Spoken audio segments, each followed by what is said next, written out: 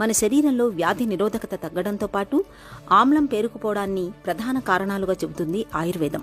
ఇలాంటప్పుడు ఆహారాన్ని ఓవైపు పోషకంగా మరోవైపు ఔషధంగా వాడితే సోరియాసిస్ వ్యాధి తగ్గుముఖం పడుతుందని చెబుతారు నిపుణులు.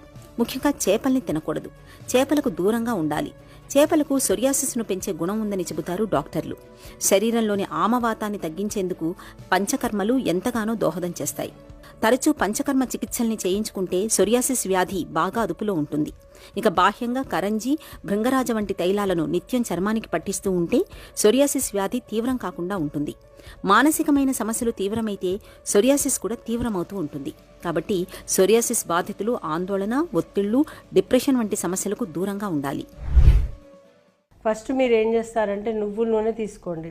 అంటే ఒక కప్పు నువ్వుల నూనె అంటే ఒక 50 ml తీసుకోండి. ఎన్నో రకాల సైజెస్ ఉంటాయి, కానీ 50 ml to 75 ml నువ్వుల నూనె తీసుకోండి. ఆ నువ్వుల నూనె కాచండి. కాచినప్పుడు అందులో ఒక 50 grams బీ వ్యాక్స్ వేయండి. బీ వ్యాక్స్ వేసాక అంటే అది బాగా మరిగాక బీ వ్యాక్స్ వేయండి. బీ వ్యాక్స్ వేసాక అది ఒక 2-3 minutes అయ్యాక అప్పుడే కొంచెం వేప నూనె వేయండి. అప్పుడే మంజిష్ట పౌడర్ వేయండి. కావాలంటే కొంచెం పసుపు కూడా వేసుకోవచ్చు. ఇదంతా కలిపేసేయండి. కలిపేసి అది దింపేసేట అంటే ఒక 3-4 minutes అయ్యాక ఎర్రగా అవుతుంది. అది కొంచెమే పసుపు వేయాలి.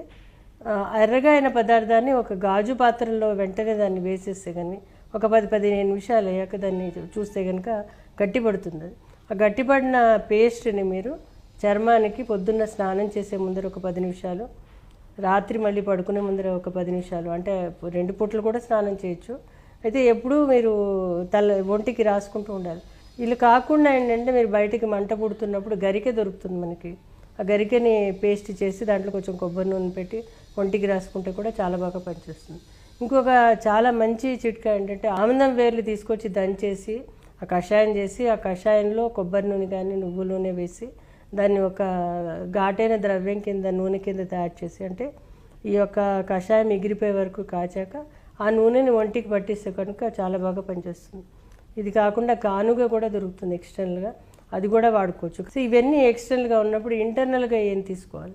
ఇంటర్నల్గా మీరు త్రిఫలా తీసుకుంటే చాలా బాగా పనిచేస్తుంది. చికిత్సా విషయానికి వచ్చేసరికి చాలా రకాలైన ఆయుర్వేద ఔషధాలు ఆయుర్వేదంలో చెప్పడం జరిగింది.